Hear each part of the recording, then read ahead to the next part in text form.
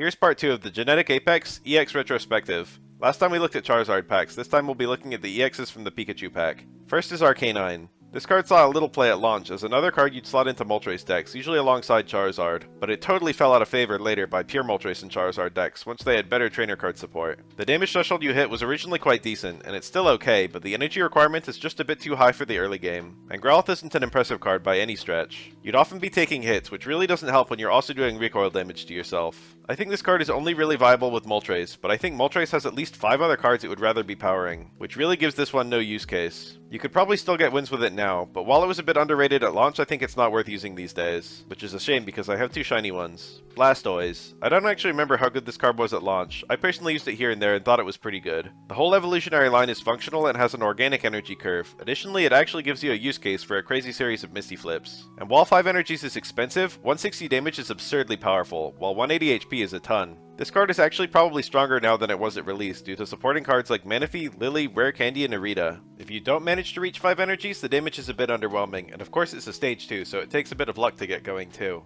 This card is probably still playable. Here's Pikachu. This is quite an interesting one. This was one of the best cards at release, with the ability to hit 90 damage by your second energy fairly reliably between X speed and a deck with lots of basics. Unlike Starmie, it didn't rely on an evolution at all, and generally speaking Electric is a very good type for hitting weaknesses. The biggest downside to Pikachu is its extremely mediocre HP of 120, which is so low lots of Pokemon can come in and one-shot it as soon as it gets a kill, most notably Marshadow. What's worse, the introduction of Cyrus made it hard to retreat a wounded Pikachu to safety. Additionally, to be reliable, Pikachu decks had to run a high number of basics, and until recently there actually haven't been that many other good lightning cards. Pikachu has gotten a ton of new allies recently, between strong new basics like Oricorio and Tapu Koko, as well as tools like Cape and Electric Cable. Additionally, Dawn and Zera Aura gives you the possibility of attacking on turn 3 even if you go first. I think Pikachu is viable in current lightning decks, but it's got fierce competition from the newer EX Pikachu. The original Pikachu has a role very similar to Tapu Koko, while the newer Pikachu fills a niche that current lightning decks lack, an easily accessible huge one-off attack which can be used to one-shot a highly invested Mon on the opponent's side.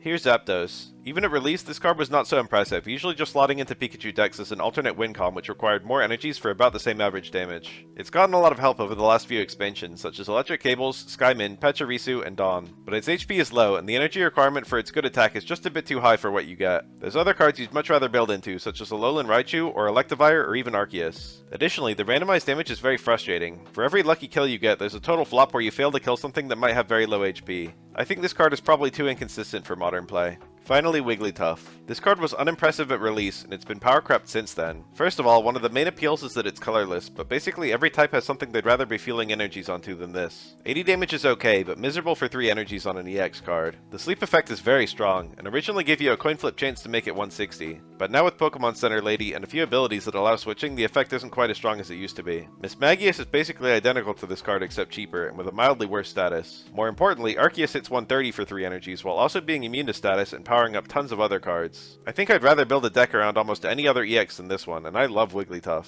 Okay, that's it for Pikachu. Tune in next time for the final part of this trilogy where we look at Mewtwo.